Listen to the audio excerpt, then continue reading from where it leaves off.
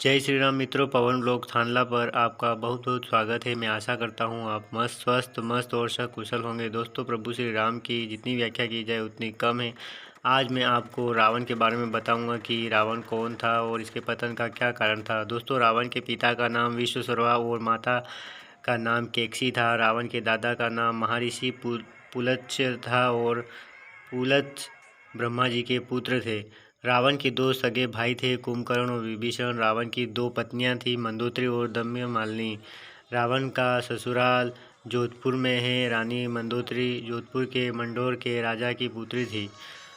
दोस्तों, रावण बहुत ही अहंकारी और घमंडी था। अहंकारी उसकी सोने की लंका का था और घमंड उसकी ताकत का था। दोस्तों, रावण ने मरीच का स्वरूप धर माता सीता का अपहरण किया था। जब रावण अपने पुष्पक वाहन से माता सीता को लेकर जा रहा था, तब उसके बचाव के लिए जटायु रावण पर हमला करता है और दोनों में युद्ध होता है।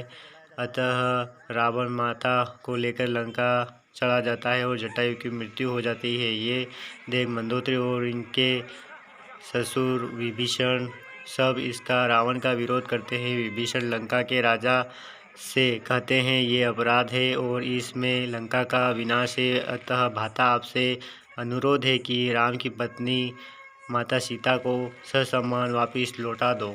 प्रभु श्री राम की पत्नी यानी माता सीता को ले आए हैं, इससे लंका का सर्वविनाश होगा। ये सुन रावण विभीषण को लात मारकर देशद्रोही का आरोप लगा देता है और जिससे विभीषण प्रभु श्री राम के चरणों में चले जाते हैं।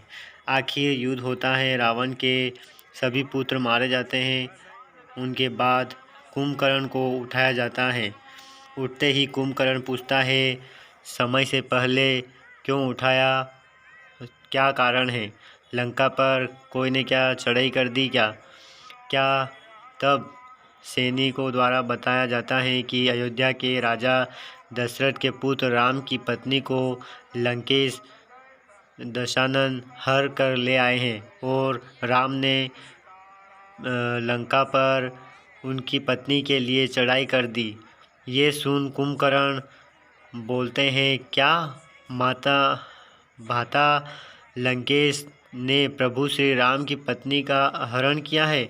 ये सुन वो रावण को बुलाते हैं और रावण को बोलते हैं, भ्राता, दूसरों की बहन बेटियों और पत्नियों को हर कर लाना ये एक राजा को शोभा नहीं देता है और आप विष्णु के अवतार प्रभु श्री राम की पत्नी यानी इस संसार की जगदम्बा माता सीता को हर लाए हैं।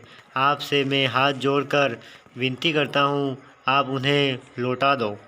ये सुन रावण आग बबूला हो जाता है और बोलता है, जाओ तुम भी विभीषण की तरह राम से मिल जाओ। आज से तुम्हारा और मेरा कोई रिश्ता नहीं है। तब कुंभकर्ण बोलते हैं, आप मेरे भाई हो और मैं भाई का धर्म निभाऊंगा। अपने भाई की सुरक्षा के लिए मैं अपने प्राणों की आहुति दे दूंगा। मैं अपना भाई का धर्म निभा रहा हूँ और युद्ध के लिए जाता हूँ। कुंभकर्ण की एक बात याद रखना भ्राता रावण, दिन में आंख बंद करने से कभी अंधेरा नहीं होता है। आपने ये बहुत बड़ा अपराध किया है। अपनी पराजय सुनिश्चित है। आपने ये अच्छा नहीं किया। आखिर रावण के सभी पुत्र, भाई और उसके सभी सेनापति मारे जाते हैं। अंततः रावण का भी वध होता है। रावण के मरने से पूर्व राम लक्ष्मण को बोलते हैं, लक्ष्मण जाओ और रावण से उसके पराजय का कारण पूछो। अभी लक्ष्मण रावण के पास जाते हैं और बोलते हैं कि हे रावण, आपके पराजय होने का क्या कारण है? तब रावण बोलते हैं कि दशरथ पुत्र लक्ष्मण, सुनो मेरी पराजय का कारण क्या है। शत्रु को मैंने कमज़ोर समझा था, तो जीवन में कभी भी शत्रु छोटा बड़ा हो उसे कभी भी कमज़ोर नहीं समझना चाहिए। दूसरी बात, यदि पत्नी पतिव्रता हो और कोई कार्य करने के लिए रोके तो उस कार्य को टाल देना चाहिए या नहीं करना चाहिए। जहाँ अपने स्वयं का भाई अपना विरोध करे, वो कार्य करने के लिए वो कार्य कुल के हित में रहता है, वो कभी भी नहीं करना चाहिए। अतः अपनी वरिष्ठ और अपने परिवार के कुल के खुद के भाई यदि अपन कुछ कार्य कर रहे हैं, वो करने के लिए अपना विरोध करे, तो वो कार्य अपने को नहीं करना चाहिए। अंततः रावण का वध होता है और सत्य की असत्य पर जीत होती है। दोस्तों, आपने इसमें बहुत कुछ सीखा होगा कि रावण और राम के युद्ध में क्या क्या घटना हुई और उन्होंने क्या क्या कहा।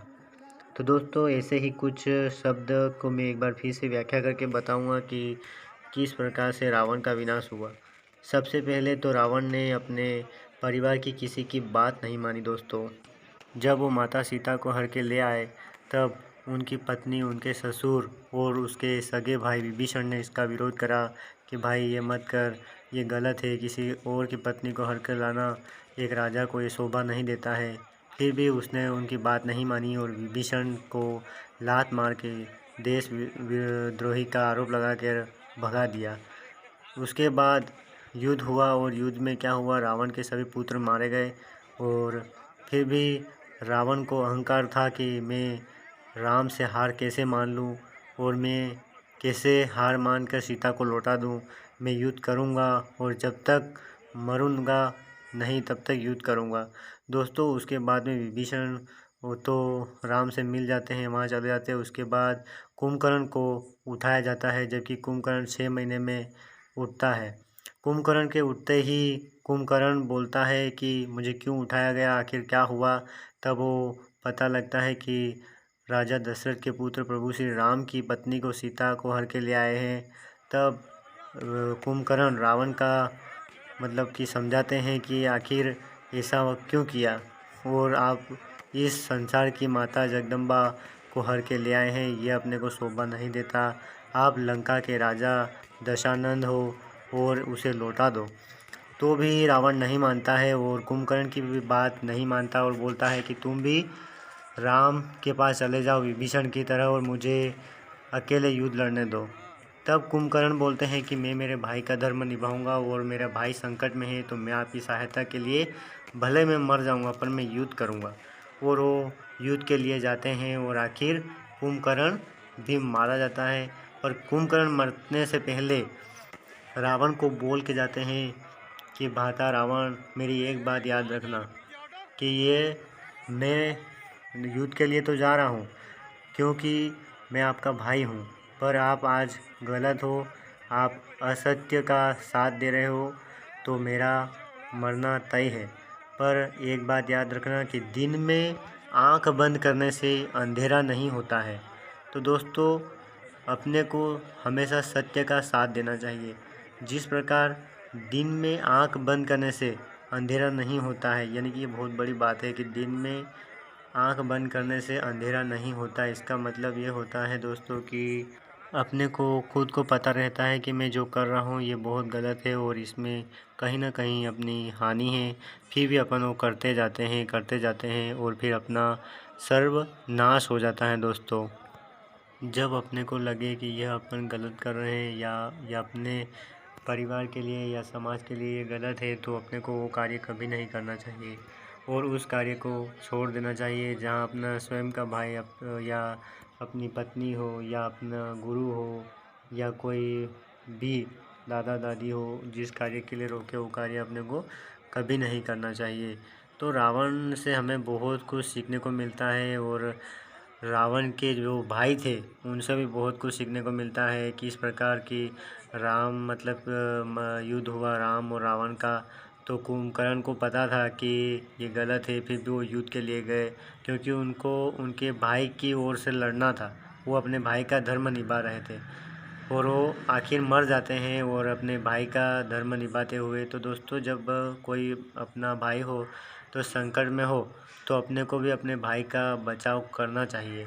हमें एक ये सीख भी मिलती है कि अपने भाई का बचाव करना चाहिए, उसको जैसे कि कोई आपत्ति आ जाए या कोई विपत्ति आ जाए या कठिनाई आ जाए तो उस समय अपने भाई की मदद के लिए अपने को हमेशा तैयार रहना चाहिए। तो दोस्तों बहुत सारे क्या करते हैं आजकल की खुद की मतलब कि पत्नियों की बातों में आ जाते हैं और भाई भाई लड़ाते रहते हैं। तो अपने को कभी लड़ाना नहीं चाहिए और अपने को अपने पास में बैठे भाई की मुसीबत आने पर मदद करनी चाहिए। जिस प्रकार रावण का मतलब कि दहन होता है उससे अपने को ये सीख मिलती है कि रावण बहुत गलत था और राम भगवान के साथ उन्होंने बहुत गलत किया और उनका अंततः विनाश हुआ। तो दोस्तों ये वीडियो और ये व्लॉग्स मेरा आपको अच्छा लगा हो तो हमें लाइक कीजिएगा, कमेंट कीजिएगा और दोस्तों अपने कोई मित्र को शेयर कीजिएगा। मैं आपसे यही चाहता हूँ। दोस्तों मेरा ब्लॉग अच्छा लगा हो तो हमें सब्सक्राइब कीजिएगा। जय श्री राम दोस्तों, मैं फिर से कोई अच्छा वीडियो लेके आऊँगा और एक और कहानी लेके आऊँगा और आपको बताऊँगा। आशा करता हूँ आप स्वस्थ और मस्त रहो।